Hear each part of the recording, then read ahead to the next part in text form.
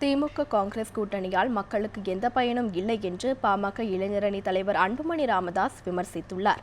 அவிநாசி அத்திக்கடவு திட்டத்தை வலியுறுத்தி திருப்பூரில் உண்ணாவிரதத்தில் ஈடுபடுபவர்களை சந்திக்க விமானம் மூலம் அன்புமணி ராமதாஸ் கோவை வந்தார்.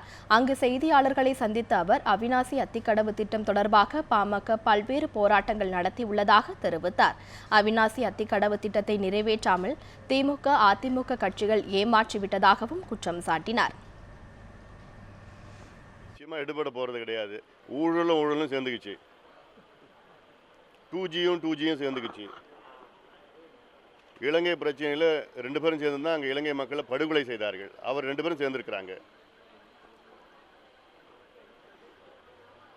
திமுக 2 ஆண்டுகளுக்கு முன்பு இலங்கை பிரச்சனையில் காங்கிரஸ் துரோகம் செய்தது என்று அந்த காரணத்துக்காக வெளியில் வந்தது. இப்போ மறந்துட்டாங்களா அதையா?